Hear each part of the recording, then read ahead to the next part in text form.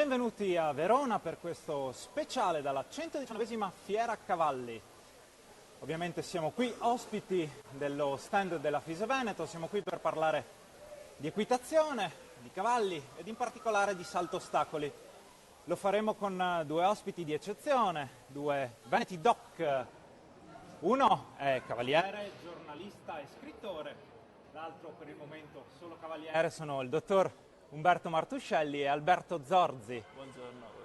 Buongiorno a voi, grazie di essere venuti nonostante gli impegni che a breve vi attendono.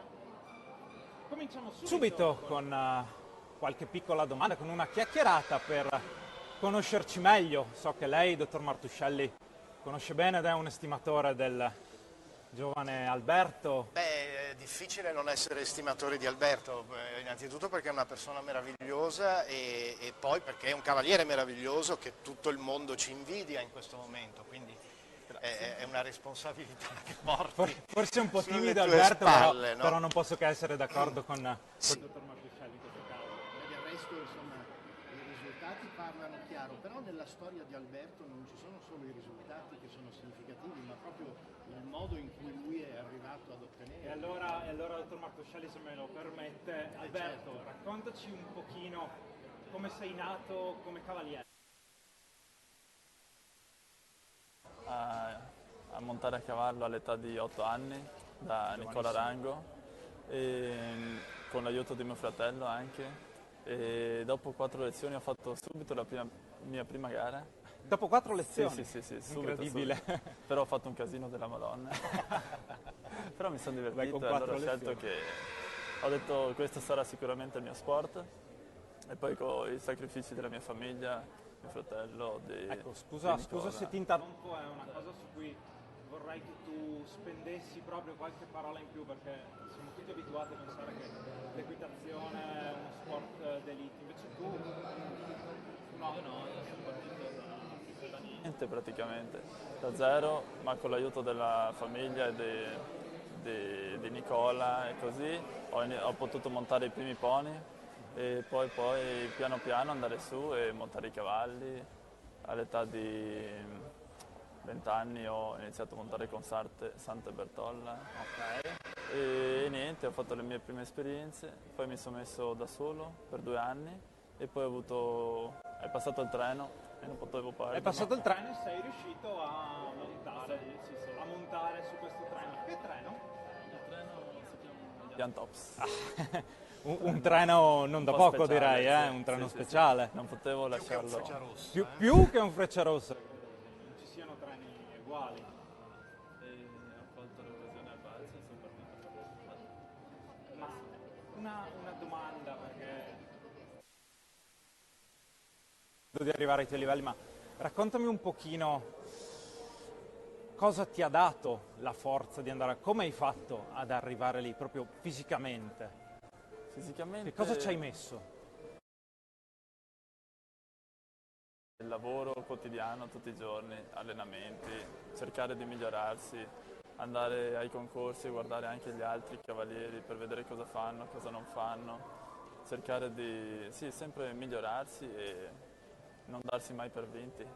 Dedizione, impegno. Tantissima, Quindi se impegno. tu dovessi vedere un ragazzo qui in fiera e ti dice Alberto, io da grande vorrei diventare come te, però come te non ho Anche tutte meglio, queste- diciamo. Questo glielo auguriamo al ragazzo che incontrerai. Certo. Che consiglio potresti dare a un ragazzo così? Di iniziare subito a lavorare, a darsi da fare e sempre tenere i piedi per terra, perché in questo sport è un attimo andare alle stelle ma anche cadere giù, perché secondo me il 70% è fatto dal cavallo e il 30% dal cavaliere. Il 30 dal cavaliere. Sì. Ok.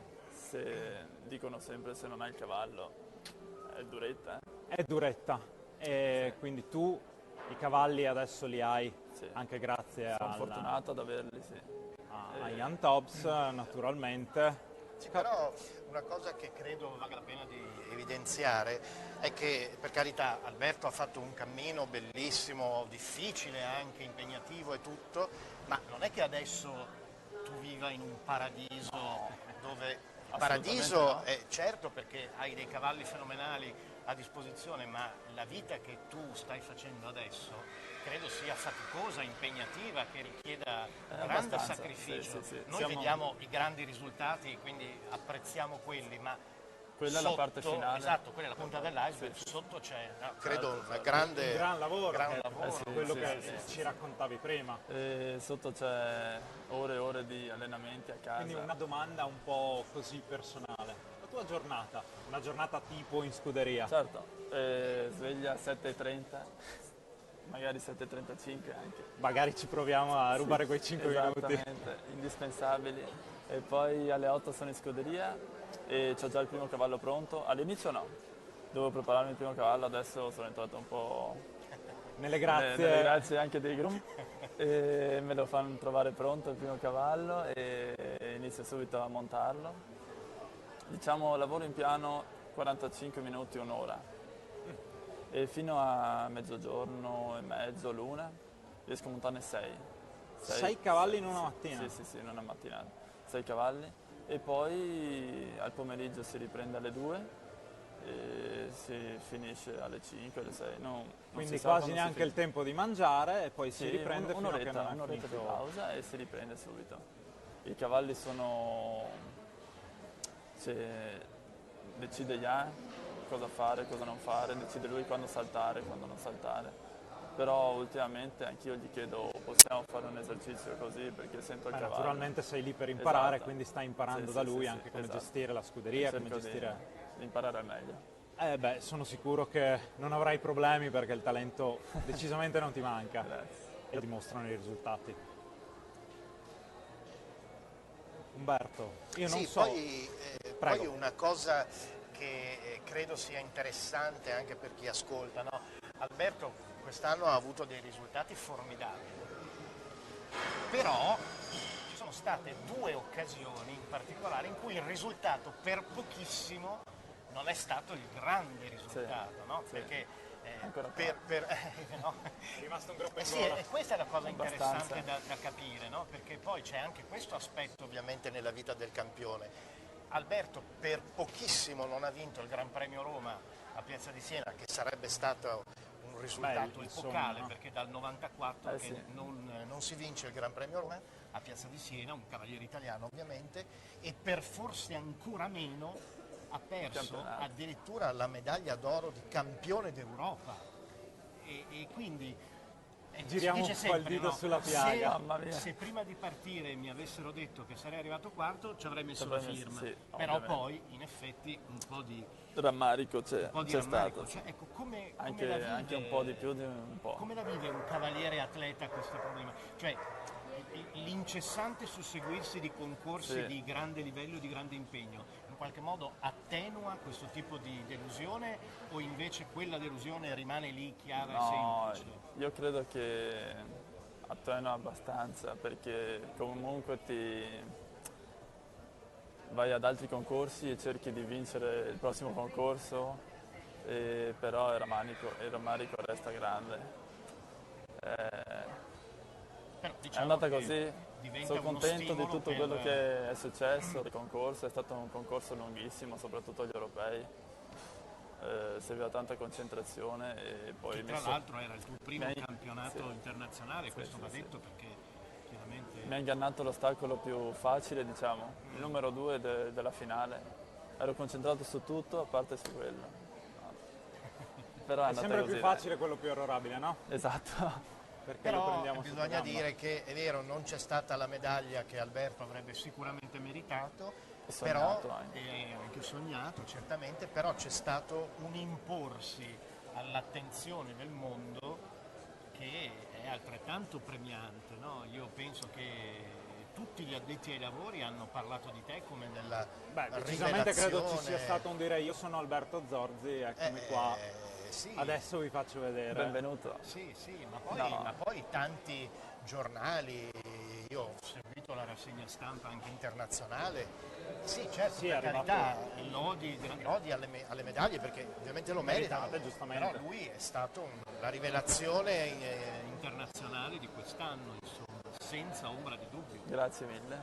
Perché non dimentichiamolo, non so se ti ho già chiesto quanti anni hai, Alberto. 28. Ecco, così giovane, già far parlare di sé su tutti i giornali, credo che sia un buon punto Una di grande partenza soddisfazione anche. Ma poi non è finita, Non è finita perché l'anno è ancora da terminare. L'anno deve ancora terminare. non diciamo niente. Non diciamo niente no, perché non diciamo niente, però assolutamente. a dicembre ci sarà la computer list di conclusione della stagione 2017.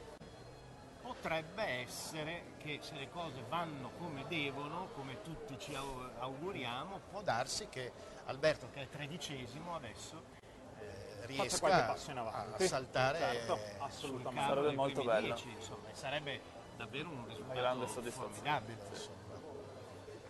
Un po' anche inaspettato, però Oddio, inaspettato, se si guarda l'andamento della stagione non direi del tutto inaspettato. no, sarebbe però in linea all'inizio dell'anno non me lo sarei però mai all'inizio aspettato. dell'anno, No, anche non mi sarei mai aspettato di montare dei cavalli così straordinari.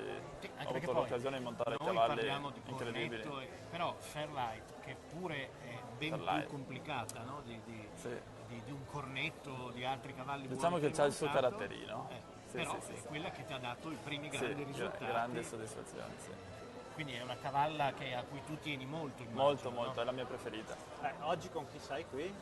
Qui sono con Fairlight, ovviamente, da Nick, che è una cavalla di 9 anni della Alpina, e un'altra cavalla che farà le gare più basse per vedere se riesco a piazzarmi su qualche gara bassa, che si chiama Florette, di Jan. Quindi 3 cavalli per te, un buon lavoro. Lavoro di routine. Abituato a casa, sì. Beh, in Abituato a concorso- casa, sì. in concorso si riposa. in Esatto, confronto. Jan dice sempre che il concorso è il tuo riposo.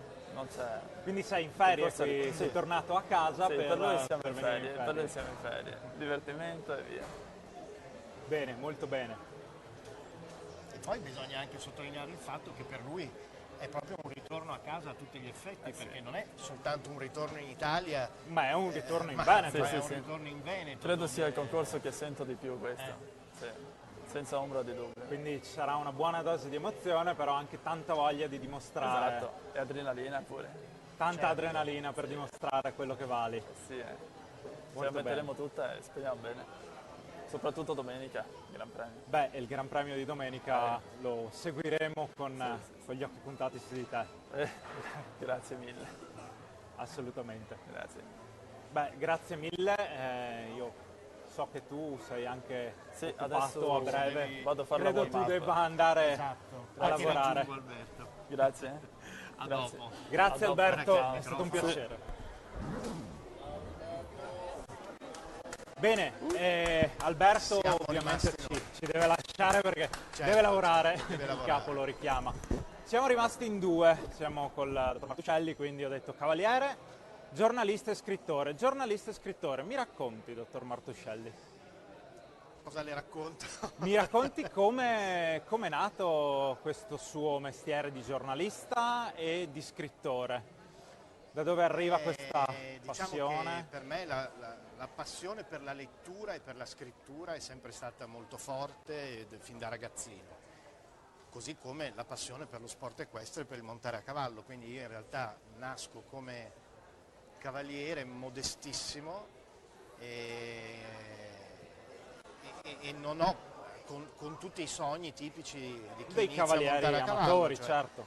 arrivare a fare le gare più importanti, eccetera, eccetera. In realtà a un certo punto della mia vita mi sono dovuto rendere conto del fatto che in me non c'erano le Il qualità, talento di Alberto, il talento di forse, Alberto certo. Zorzi, per carità, e quindi ho dovuto, diciamo, archiviare questo sogno, insomma. Però uscire dal mondo dei cavalli per lei non è stato possibile No, assolutamente. anche se in effetti c'è stato un momento particolare, cioè io nel 1982, ricordo, ho vissuto il classico momento di crisi che si vive intorno ai 20 anni, no? Quando chi Certo, sono, cosa chi faccio, sono, cosa dove faccio, dove vado. perché, no?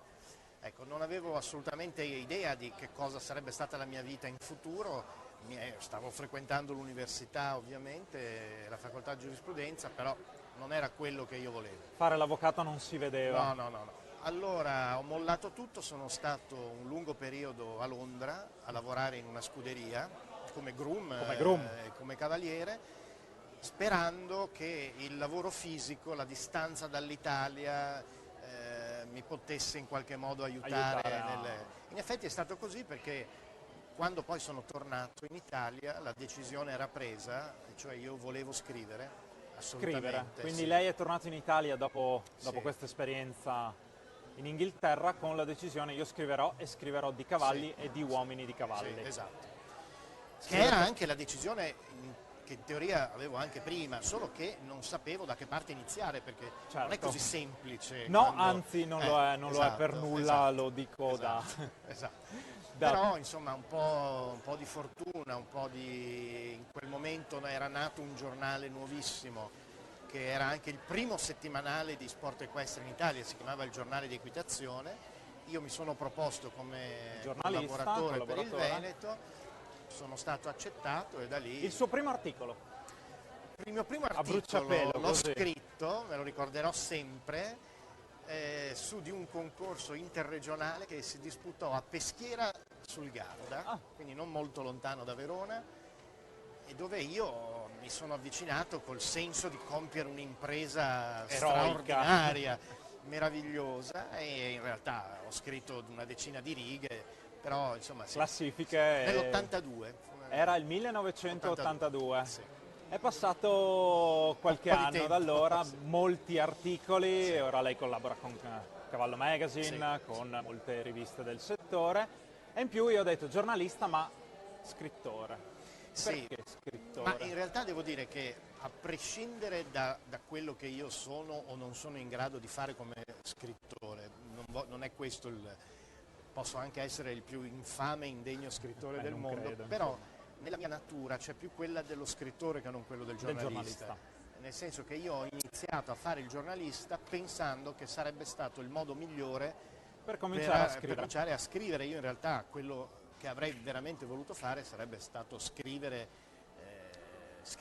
Leggevo un suo pezzo qualche tempo fa in cui raccontava la sua carriera, la sua vita, del corso istruttori ai Pratoni del Vivaro, e del suo dire con una punta di rammarico ma anche con una certa gioia: io adesso sono arrivato forse non più a carezzare groppe e colli ma a scrivere di cavalli e di uomini di cavalli. Per me la cosa più bella in assoluto è la possibilità di raccontare delle storie, perché questo secondo me è ciò che anima tutti noi nel mondo dell'equitazione, certo. È la passione. Credo che sia l'anima della vita in generale, non solo quella del mondo del cavallo. Però diciamo che nel mondo dell'equitazione, come in qualunque altro mondo dello sport, ci sono anche delle componenti di carattere tecnico, agonistico, organizzativo, che sono comunque importantissime. Però non sono quelle che rendono quello che ci fa appassionare, quello che ci fa battere il cuore è il raccontare storie di uomini. E ciascuno di noi ha una storia che non è uguale a quella di alcun altro. Quindi mentre una gara, un ostacolo, un salto, un concorso, lo raccontiamo tecnicamente, alla fine sì, però la storia che ognuno di noi ha dentro se stesso è inedita. E a me piace raccontare questo, insomma, credo che sia questo quello che la gente ami sapere, no? E allora, dottor Martuscelli, mi racconti una storia. Mi sembra evidente, li abbiamo qui davanti, mi racconti una storia. Come nasce il libro sui fratelli di Inzeo, la sua esperienza con i fratelli di Inzeo, e cosa troveremo su questo libro? Beh, allora, io devo dire che... Non troppo, perché sennò poi non lo compro. Il progetto di scrivere qualcosa sui fratelli di Inzeo io lo covavo dentro di me da tantissimo tempo, ne avevo parlato anche con i due fratelli stessi, i quali si erano dimostrati molto entusiasti, insomma, di quest'idea. Però non ero riuscito a trovare, diciamo, la maniera per le risorse necessarie per poterlo effettivamente sostenere. Così l'idea è andata un po' scemando nel tempo. Poi il giorno successivo il funerale di Raimondo D'Inzeo, e cioè il 19 novembre del 2013, mi telefonò Vittorio Orlandi dicendomi io vorrei che si realizzasse qualche cosa, un libro sui fratelli di Inzeo. E io gli ho detto: Vittorio, sfondi una porta aperta, perché mai di così meglio. mi ha chiesto di elaborare un progetto, cosa che io ho fatto, e siamo partiti. Certo non pensavamo che la cosa sarebbe stata poi così grande. Beh, quanto è servito? Sono 4 anni di lavoro. 4 anni di lavoro. Sì. Ma cosa, abbiamo ancora qualche minuto, Sì. cosa c'è scritto dentro? Perché quello è un libro prevalentemente fotografico, Sì, questo in è cui un c'è libro, una raccolta, ho visto, esatto, sì, lo sì. sfogliavo proprio prima, Enorme, è meraviglioso sì, però. sì, sì. In questo libro, quello un po' più In questo libro, narrativo. la cosa che io ho ritenuto interessante, poi ripeto, dopodiché saranno i lettori a valutarlo, io non voglio entrare nel merito del contenuto, ma la cosa che io ho ritenuto interessante è stata quella di contestualizzare al massimo la vita e le esperienze di Piero e di Raimondo d'Inzeo, in modo da rappresentare anche un periodo della storia o meglio, non un periodo, la storia del Novecento. dello sport equestre. Spero di esserci riuscito, quindi sicuramente sono stati due personaggi che hanno dato molto alla storia dell'equitazione, ma hanno vissuto un secolo molto Ma la cosa particolare. interessante è che dopo la seconda guerra mondiale lo sport equestre era totalmente azzerato, ahimè, come gran parte della vita sociale, no?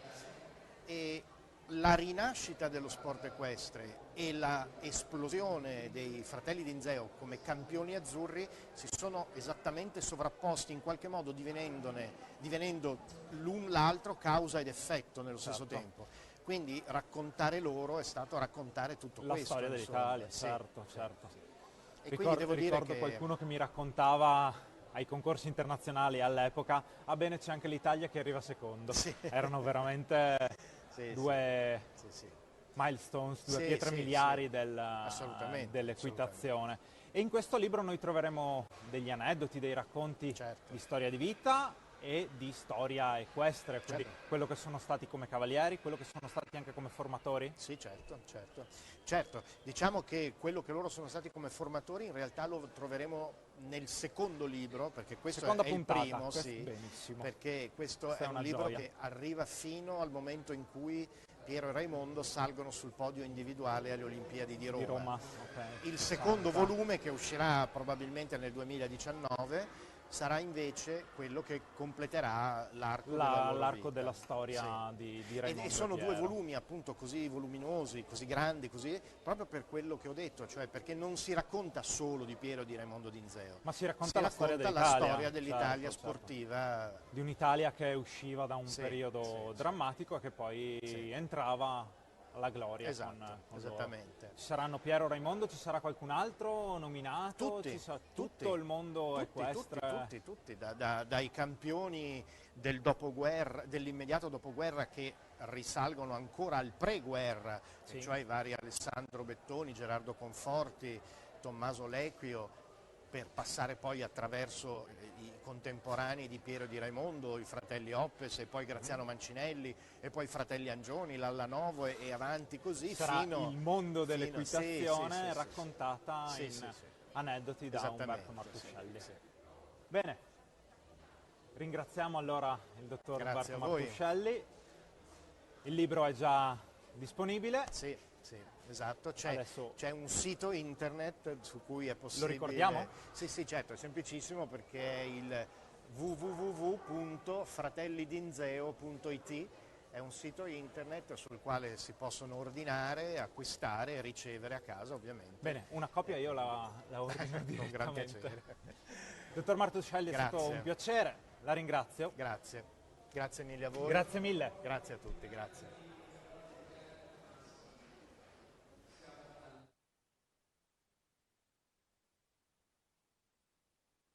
Vuoi diventare un'azienda partner di Ride TV? Chiama il 335 18 29 609 o scrivi a info@ridetv.it.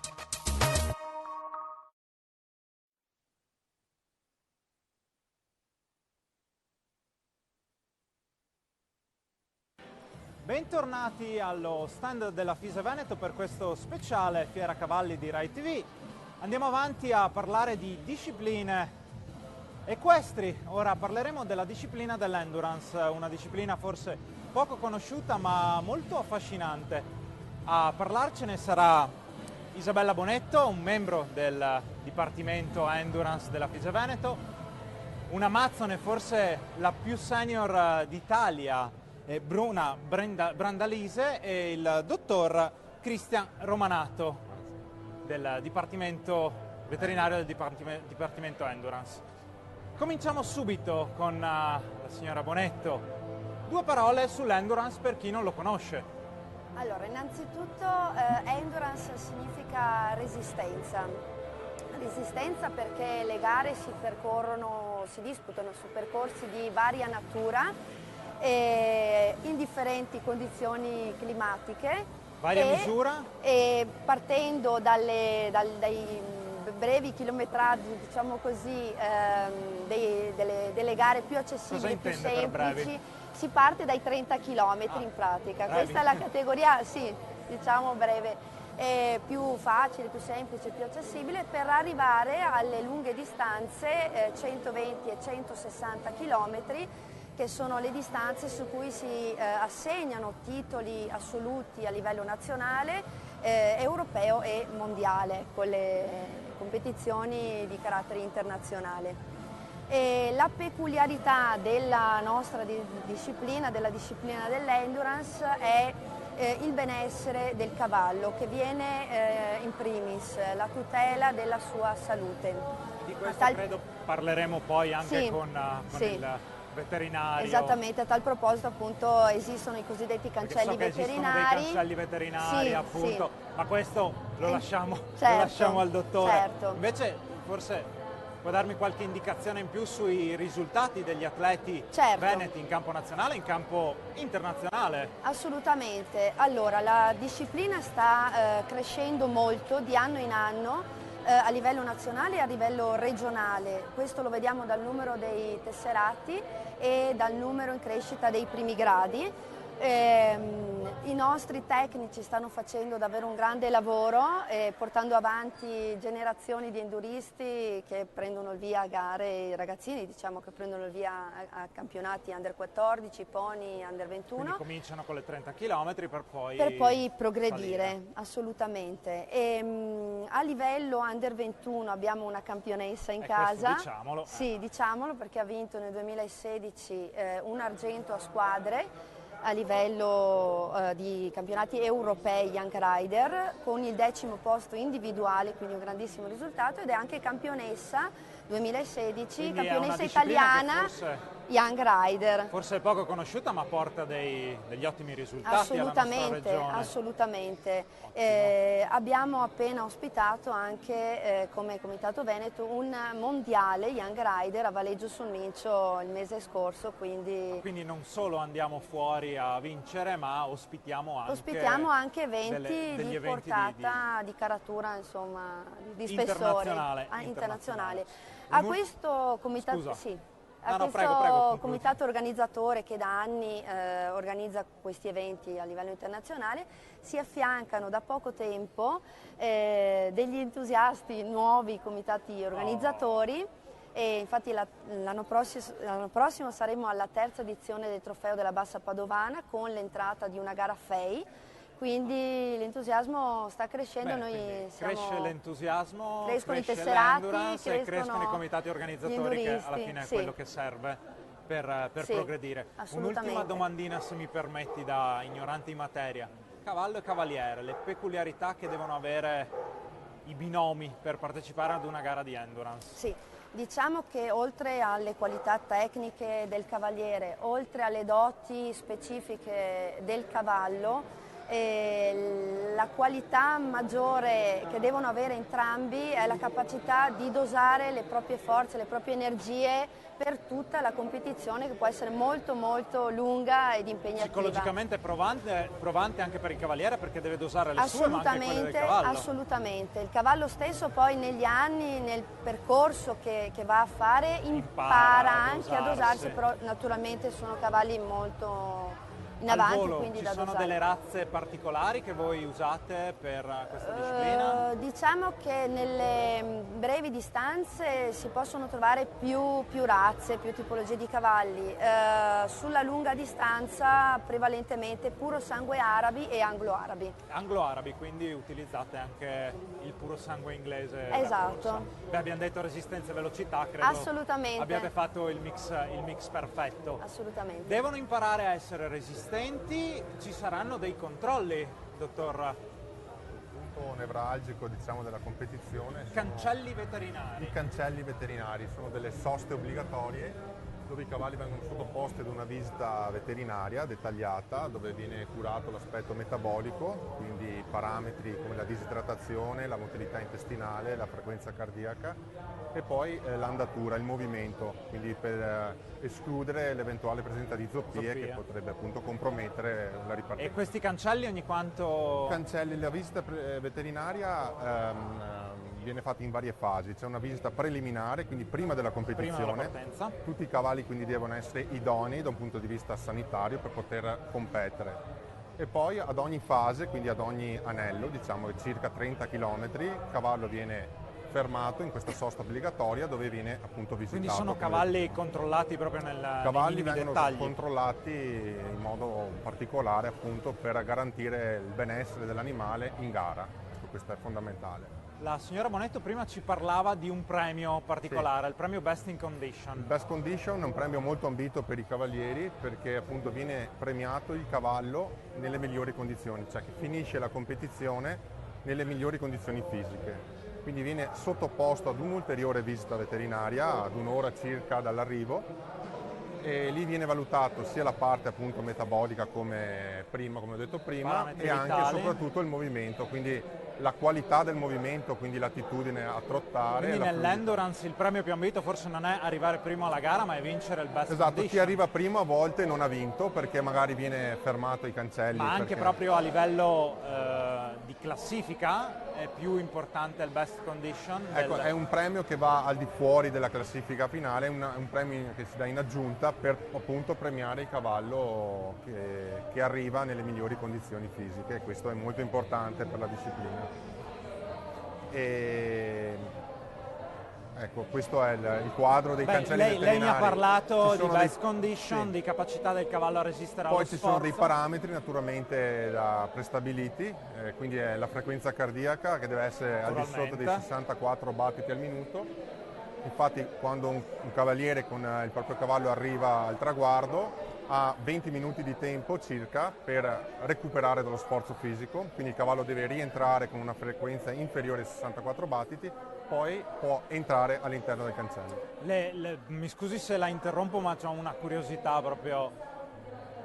Noi siamo abituati a un cavallo che deve fare uno sforzo per un paio di minuti, qui lo sforzo è molto più elevato. È prolungato per parecchie ore. L'importanza dell'allenamento, dell'alimentazione, i fattori importanti per la gestione di un cavallo da endurance. I risultati in gara si possono raggiungere quando c'è una preparazione alle spalle molto importante e molto dettagliata.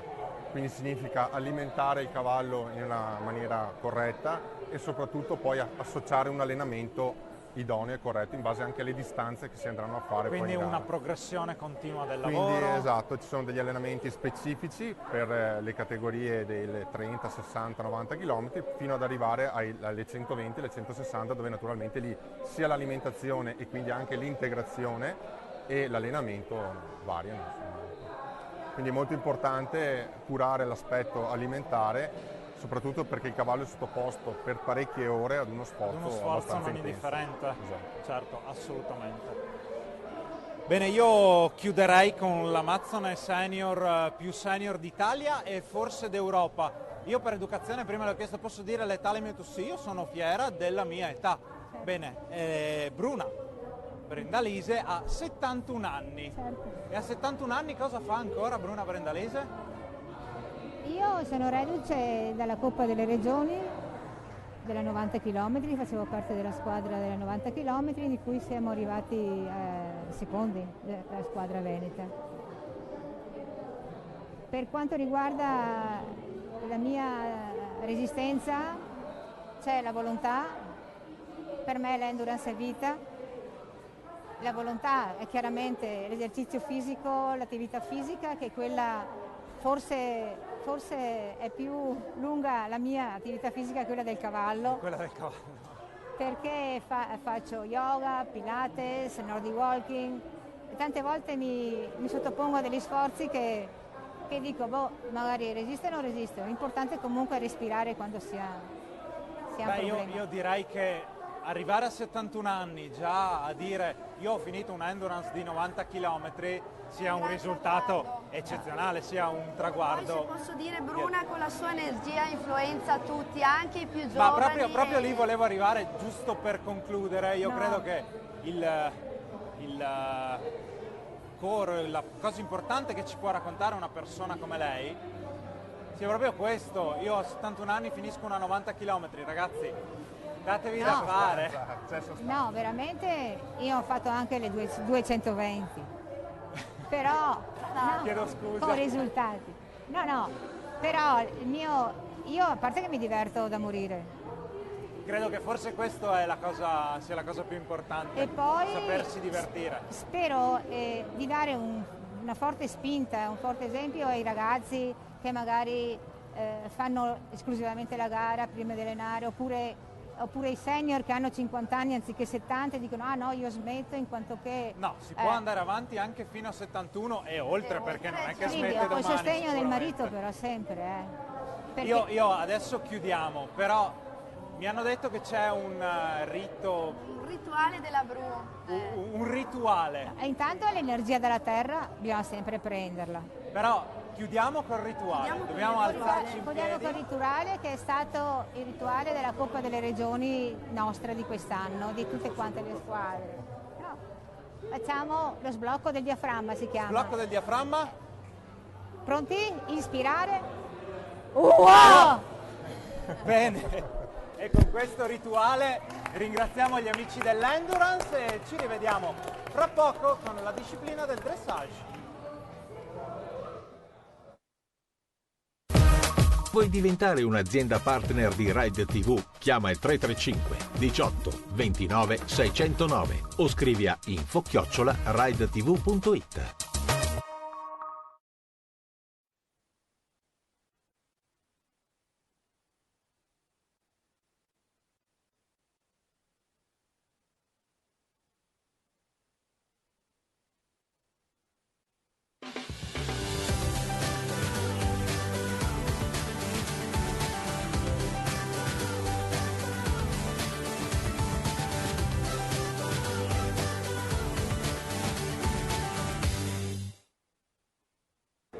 Bentornati a Ride TV dallo speciale Fiera Cavalli.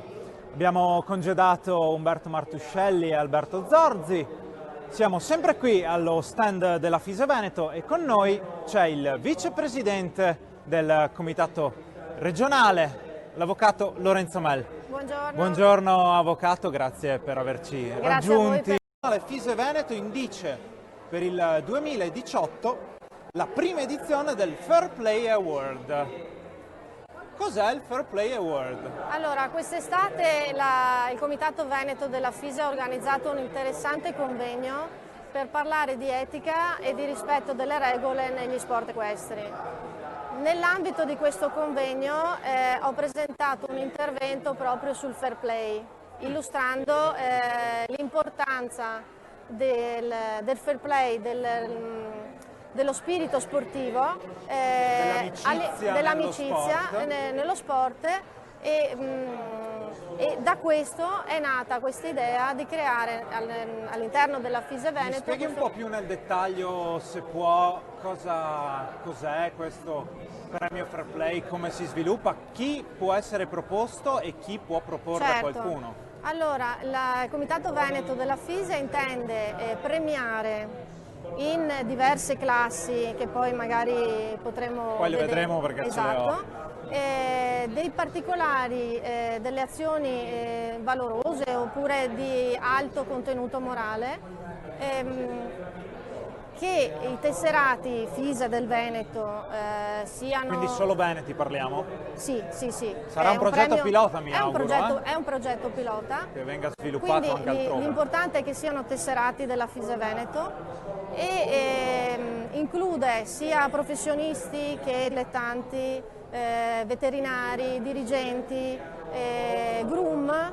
E di questo parleremo con un po' più di attenzione, prego continui, mi scusi. E quindi praticamente entro una certa data che è pubblicata sul bando dovranno... Qual è questa data? Non me la ricordo adesso, ma dovrebbe essere fine maggio. Fine maggio, Fine sì. maggio, esatto. Dovranno essere fatti pervenire in comitato le candidature per partecipare a questo premio, a questo award.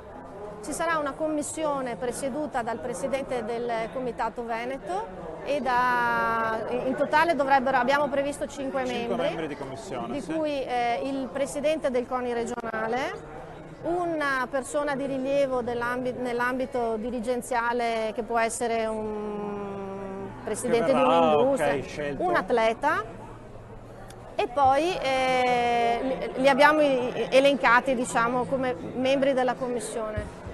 Saranno valutate queste azioni compiute dai tesserati e sarà riconosciuto per ogni classe prevista del Fair Play Award, sarà riconosciuta una targa, il titolo di ambasciatore del Fair Play per la FISE Veneto per l'anno 2018 e sarà data anche un'attestazione con la motivazione per cui è stato rilasciato questo Fair Play Award e una spilla da portare sulla giacca, che deve diventare un vanto. Deve diventare un vanto, perché lo è un vanto. Assolutamente. Posso scendere nello specifico? Assolutamente sì. Allora, sempre dal regolamento Certo. che abbiamo stampato dalla FISE Veneto, le classi di riconoscimento. Al gesto. Allora, al gesto, per fare un esempio, un concorrente che durante lo svolgimento della sua gara ha deciso di prestare assistenza a un altro concorrente in difficoltà,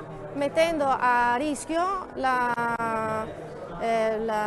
il suo risultato nella gara, che può essere un ritardo nella classifica o anche essere squalificato, anteposto lo spirito sportivo al risultato. Perfetto. Questo è un esempio, ma ce ne possono essere Certamente, tantissimi. giusto. Al gesto, deve essere un gesto importante. Sia importante, Di alto come dice valore bene, morale di alto sportivo. valore morale sportivo. Alla promozione. Alla promozione può essere chiunque, un dirigente, un presidente di un'associazione che nell'ambito dello svolgimento della sua attività ha dato un grande impulso alla promozione del concetto di fair play, quindi di etica di fair play, anche con degli scritti, dei libri o comunque con la sua attività. Beh, mi permetta un attimo di fermarmi su questo premio alla promozione. Questa è una cosa molto importante perché con questo premio noi cerchiamo di spiegare non soltanto l'importanza del fair play nello sport, ma cerchiamo di spiegare ai bambini, perché alla fine di quelli parliamo, no? L'educazione alla sportività, l'educazione al rispetto dell'altro, quindi questo, se mi permette, credo sia uno dei più importanti award da assegnare. Ne vedo uno, di solito si danno ai grandi registi, il premio alla carriera. Il premio alla carriera, sempre faccio un esempio, un cavaliere, un amazzone che nell'arco di tutta la sua vita sportiva ha condotto la sua attività nella maniera più corretta, rispettosa delle regole, del benessere del proprio cavallo ed è diventato un testimonial quasi, seguito dai ragazzi per questo suo modo di essere. Ecco, allora noi valuteremo... Quindi più che la carriera premiamo l'esempio. Non il risultato, deve essere un esempio sia quando è in sella, sia quando è a terra. Forse anche più quando è a terra che quando è in sella. E allora, parlando di a terra, abbiamo detto che ci saremmo soffermati un attimino sul Fair Play Award per l'assistenza. Ecco, questo mi fa molto, ci tengo molto. E sono pienamente d'accordo con lei. Uso un esempio, si dice sempre che dietro un grande uomo ci sta una grande donna. Io vorrei dire che dietro a un grande cavallo e un grande cavaliere ci sta sempre un grande groom. il groom è una figura spesso sottovalutata o lasciata ai margini, o forse anche per caratteristica proprio del groom, quella di rimanere un po' al di fuori, ma è una figura importantissima. Allora noi vogliamo dare risalto a queste persone. Una domanda, perché è una figura importantissima secondo lei quella dei... Io sono pienamente d'accordo Perché con vive lei. 24 ore al giorno di fianco al cavallo e quindi lui per primo sa se il cavallo ha un problema, se il cavallo, secondo lui, si può instaurare questo rapporto meraviglioso. Mi viene in mente l'esempio del grande Secretariat, Sì. il cavallo da corsa che tutti conoscono, aveva un groom eccezionale, lui sapeva tutto di quel cavallo ed era la persona più qualificata per consigliare a volte se c'era qualcosa che non andava. Se il cavallo poteva andare o meno in quel momento. Perché dobbiamo ricordarci che sì, è il cavaliere che monta, sì, è il cavaliere che ottiene il risultato, ma se il groom dietro non lo prepara correttamente, se il groom non sta attento, se il cavallo sta bene, non sta bene, se il groom non gli dà da mangiare nei momenti giusti. È una figura importantissima e io ho veramente piacere che con questa prima edizione del Fair Play Award si porti un po' alla luce e si diano i meriti a questa figura professionale. Bene, sono felice di sentirglielo dire perché è una figura che generalmente, come dice, è lasciata ai margini, forse anche per loro istinto, però rimane sempre ai margini. C'è l'ultimo, il quinto Fair Play Award, quello per il benessere e il rispetto del cavallo. Anche questo è un award molto importante. Ovviamente coinvolge tutti, coinvolge i bambini, coinvolge i junior, children junior, young rider, cavalieri. Coinvolge solo i cavalieri? No, coinvolge anche i proprietari dei cavalli e la figura del veterinario, che è un'altra figura estremamente importante. Anche il veterinario, diciamo, è mi spieghi un po' del veterinario? Allora, il veterinario non deve essere inteso come l'assistenza alle malattie perché fa parte del mestiere del veterinario, ma deve essere quella particolare tipo di assistenza, di feeling che si instaura tra il veterinario e il cavallo, e quel particolare intervento, quel quid in più che fa sì che... Quello che fa dire al proprietario: tu non mi hai solo curato il cavallo, tu mi hai riportato il cavallo a quel, a quel campione che è. Sempre ovviamente nei limiti della tutela del benessere, cioè non deve essere un intervento fatto ma proprio per... Questo non lo diciamo nemmeno perché mi sembra evidente che la prima cosa di cui ci importa è il benessere del nostro cavallo. Esatto, ma io sono sicura che ci saranno tantissimi episodi che i veterinari potranno portare ad esempio. Quindi dobbiamo metterci in moto e prepararci a... Anche mi viene in mente un esempio, non lo so, il veterinario che passa tutta la notte a fare la flebo, che è una sua, però è con la passione, con una passione diversa, con un qualcosa di diverso. Bene, allora per il fair play cercheremo di spingerlo. Quello che voglio dire è segnalate tutto quello che vi viene in mente, a volte anche un piccolo episodio potrebbe essere importante. E lo faremo assolutamente.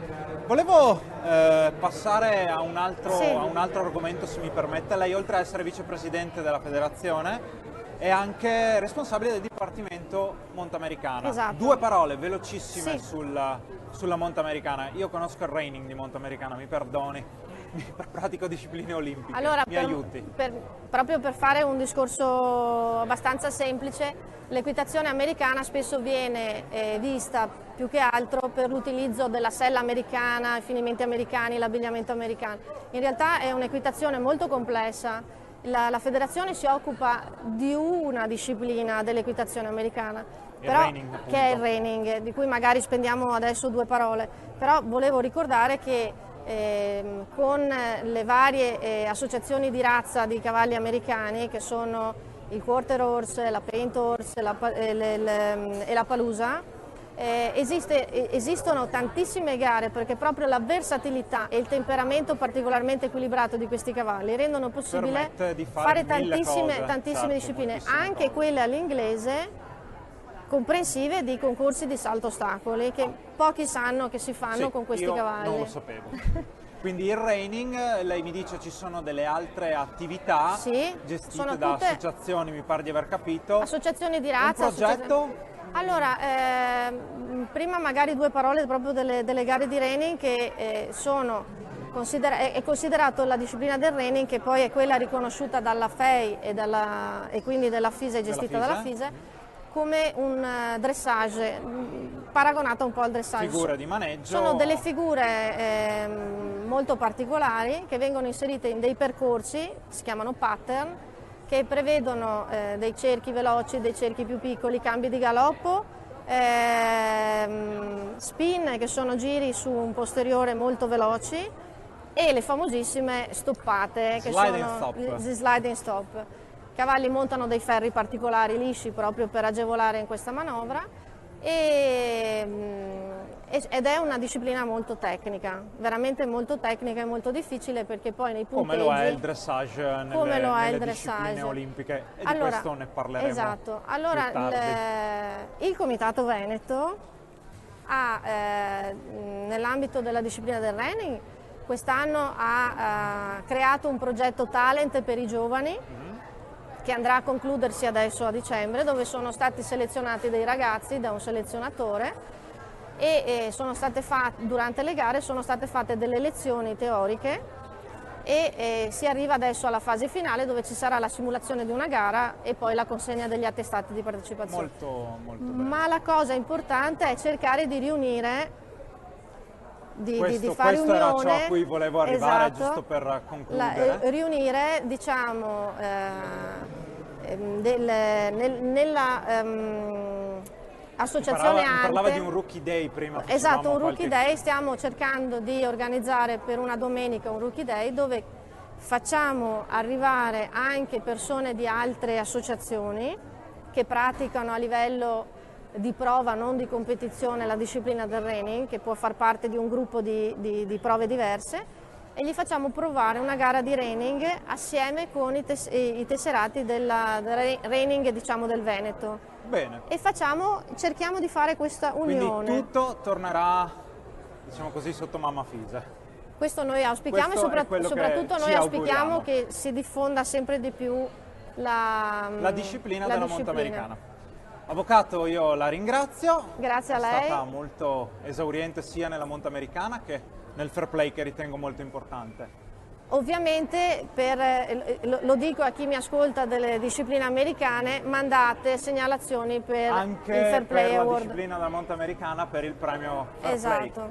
Noi salutiamo l'avvocato Lorenzo Amel e ci rivediamo fra un po' con la disciplina degli attacchi. Arrivederci. Abbiamo bene? Un pochino. Vuoi diventare un'azienda partner di Ride TV? Chiama il 335 18 29 609 o scrivi a info@ridetv.it.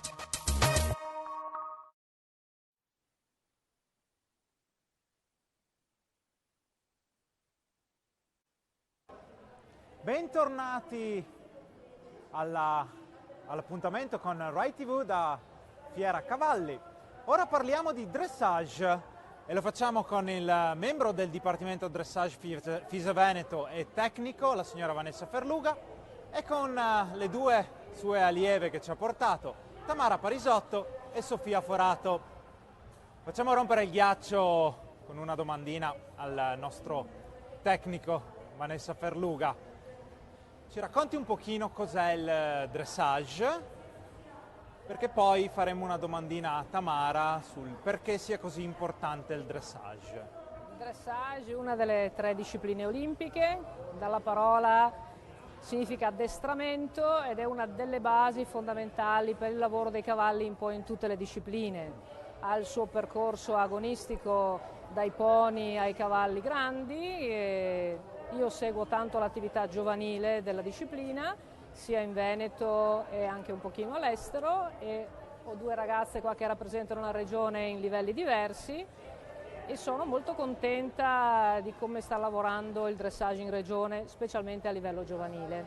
Specialmente a livello giovanile perché? Perché parliamo anche un po' di risultati, visto che oltre ad essere un tecnico e un istruttore è anche membro del Dipartimento. Perché abbiamo avuto fortuna quest'anno di avere dei ragazzi molto preparati, con dei buoni poni, dei buoni cavalli, hanno fatto degli ottimi risultati a livello nazionale ed internazionale.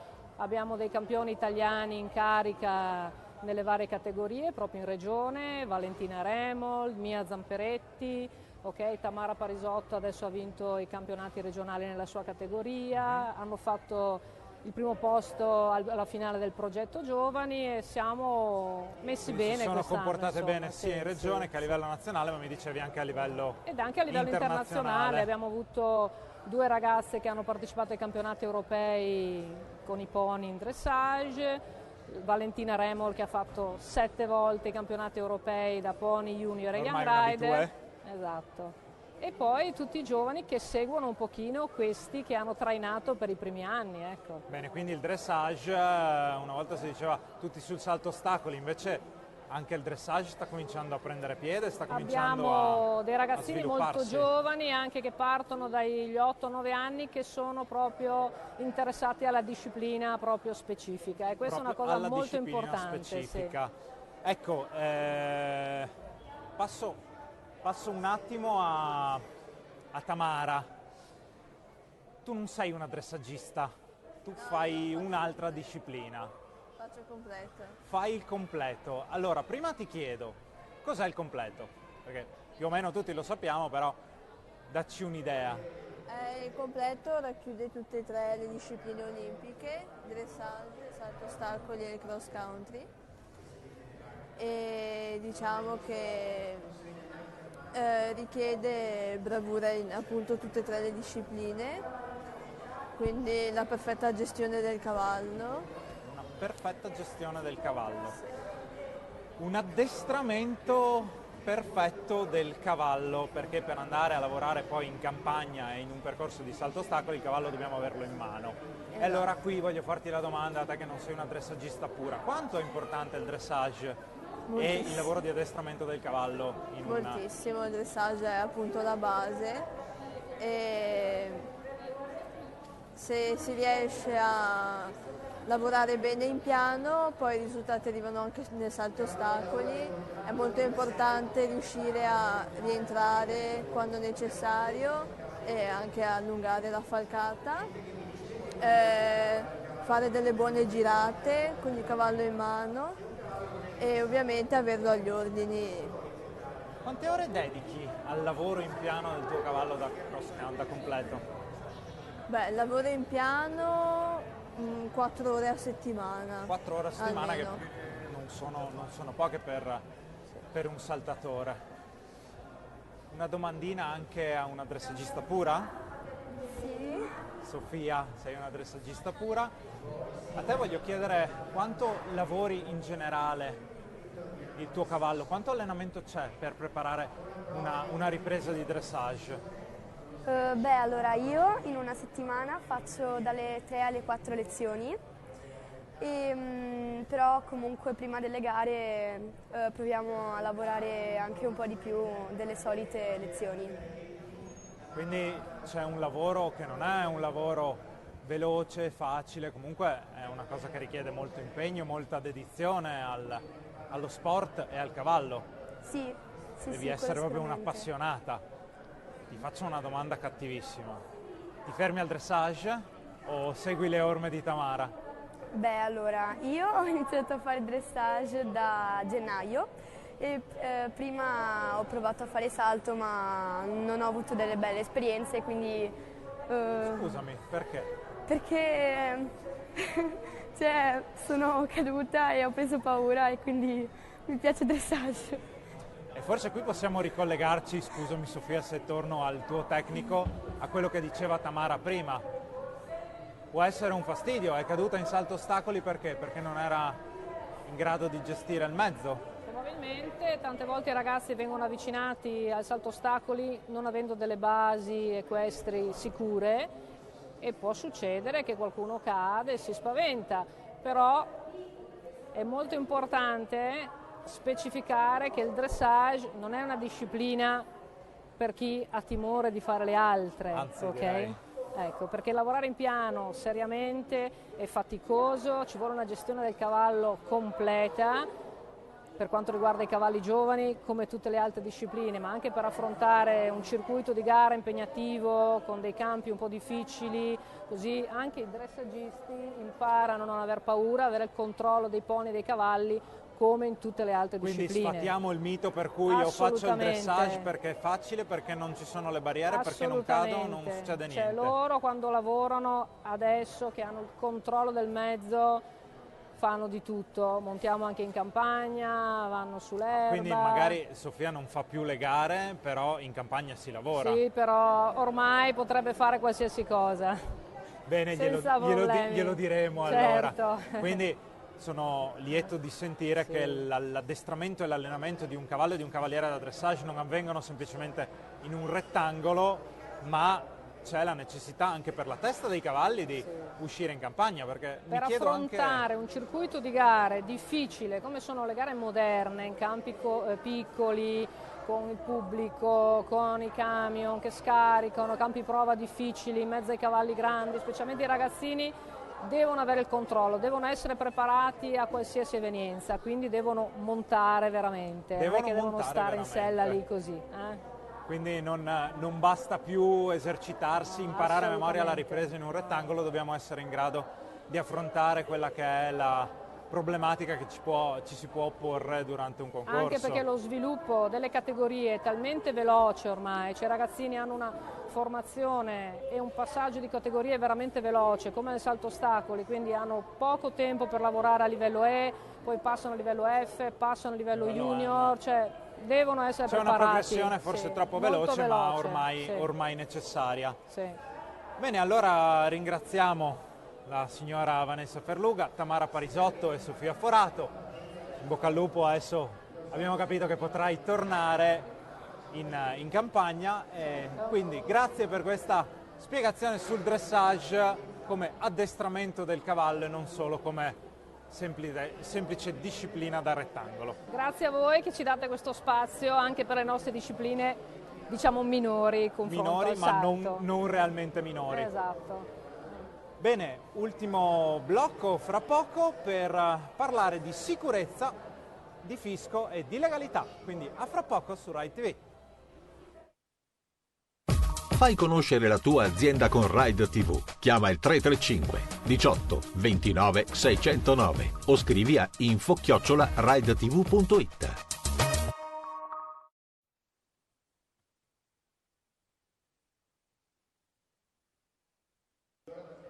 Bentornati presso lo stand di FISE Veneto per questo speciale Fiera Cavalli di Rai TV. Abbiamo parlato di un po' di discipline equestri, di molte altre ne parleremo domani.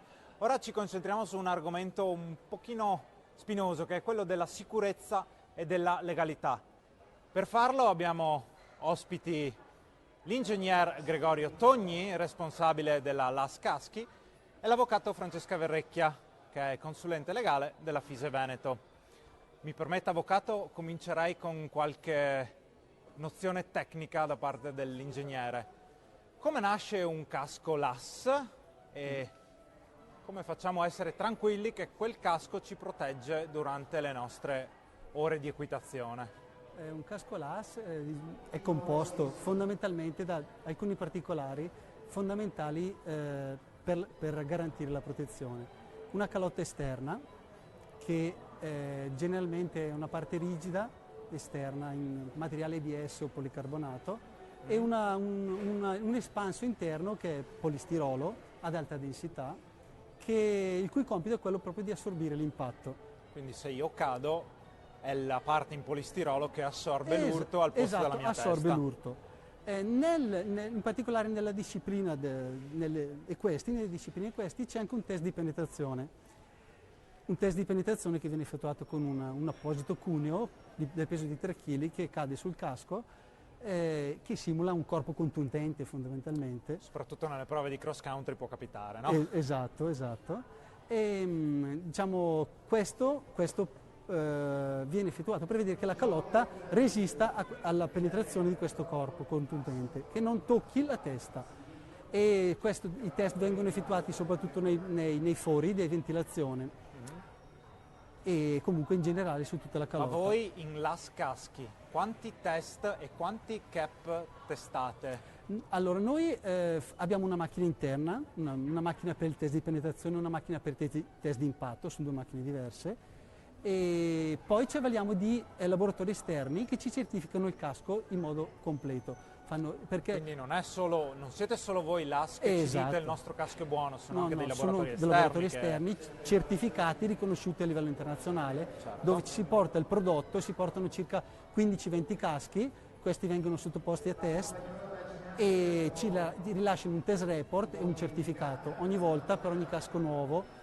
Poi noi, diciamo, saltuariamente facciamo un batch test, preleviamo dei caschi da un lotto di produzione, campione. esatto, e facciamo delle prove per verificare che ci sia la continuità di questi. Quindi quando io monto con un cap della LAS sono tranquillo che la caduta mi viene assorbita dal... Noi controlliamo, è molto importante la densità, ci sono anche test sul cinturino, il cinturino non deve staccarsi in caso di caduta. Certo, ovviamente, perché altrimenti il cap non deve scalzare. Quindi anche la scelta del cap è una scelta che deve essere fatta accuratamente anche per una questione di dimensione del cranio. Esatto, sì, la taglia è molto importante. Un cap troppo... Ci sono dei cap che si regolano con la sì, rotellina. hanno la rotellina dietro, sì, esatto, però è molto importante che il cap sia della taglia giusta, perché se fosse troppo grosso rischierebbe la rotazione. Del cap poi non ci darebbe la protezione che cerchiamo. Esatto. Avvocato, qui il discorso della sicurezza implica anche, naturalmente, la sicurezza è alla base di tutto nel nostro sport, credo sia una cosa fondamentale. Montare in sicurezza in ogni cosa, ce l'hanno insegnato tutti i nostri maestri. Ci sono degli aspetti spinosi anche per quanto riguarda la legalità. Sì, certamente.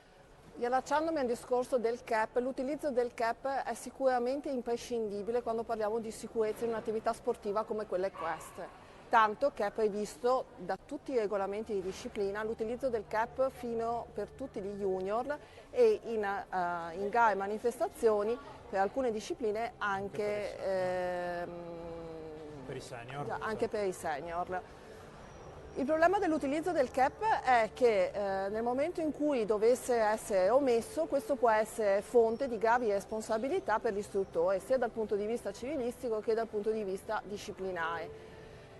Partendo dal punto di vista disciplinare, se si omette di far indossare il cap ai propri allievi è una violazione di un regolamento e quindi si dà luogo a un illecito disciplinare. Ma passando dal punto di vista civilistico... Illecito disciplinare, quindi punito dalla federazione. Punito dalla federazione, e questo è grave, però ci sono delle cose... Dopodiché, se il mancato utilizzo, se questo mancato utilizzo dovesse provocare un danno a terzi, è anche ovviamente fonte per l'istruttore di una responsabilità civile. Perché e anche penale? E potrebbe essere anche penale. Certamente, potrebbe essere anche penale. Sicuramente è un fatto colposo perché è visto dai regolamenti di disciplina, sicuramente per gli junior, e io faccio sempre riflettere che anche se i regolamenti non prevedono l'utilizzo del cap per i senior, in realtà l'istruttore è comunque titolare di una posizione di garanzia a tutela dei propri allievi e quindi deve fare tutto ciò che è il suo potere per mettere in sicurezza l'allievo. Tant'è che è necessario valutare proprio l'utilizzo del cap anche da parte degli allievi senior. Quindi se io sono l'istruttore di un centro ippico, è vero, il ragazzo che fino a 17 anni ha portato il cap, come compie 18 anni non riesco a capire perché, dice basta, io sono maggiorenne e non lo indosso più. No, io... Come compie 18 anni, mi raccomando, lo junior è fino al 31-12 del 18° anno. Quindi intanto il primo gennaio, esatto. Intanto per cominciare. Esatto. Passato il 31-12 del 18° anno, dice bene, io mi tolgo il cap perché non sono più uno junior. Io, istruttore del centro, posso dirgli no? Allora, io istruttore del centro ho il dovere di dirgli no, ti continuo a montare con il cap. Poi è vero che nel momento in cui si dovesse persistere la volontà di montare senza cap, allora in quel caso è bene valutare una liberatoria. Ecco, proprio lì volevo arrivare, perché domani tocchiamo ferro, facciamo tutti gli scongiuri, dovesse cadere, Certo, Se io non ho una liberatoria in mano sono comunque responsabile. Solo sicuramente potrei essere, poi dipende anche dal grado di esperienza dell'allievo, però potrei essere, perché sappiamo che vi è una differenza tra l'allievo inesperto e l'allievo esperto, e poi dopo sul concetto non mi dilungo perché potremmo stare qui fino a sera. Però sicuramente potrebbe esserci una mia responsabilità nel qual caso non avessi adottato la misura di sicurezza atta per mettere in sicurezza quel particolare allievo. Certo. Quindi a prescindere dal fatto che sia o meno maggiorenne.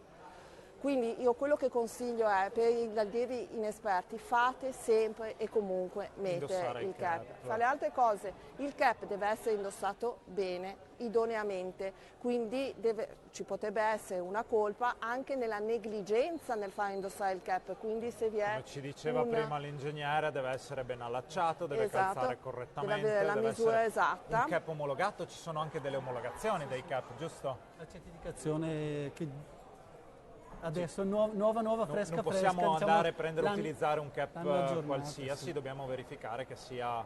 Dal 2017 la nuova certificazione fresca del 2017, la CE EN 1384 2017. Quindi ricordiamoci, CEN 1384 aggiornato 2017, sì. Noi dobbiamo trovare un cartellino all'interno del cap, esatto, un'etichetta in cui ci dice omologato, normativa CE EN 1384 2017.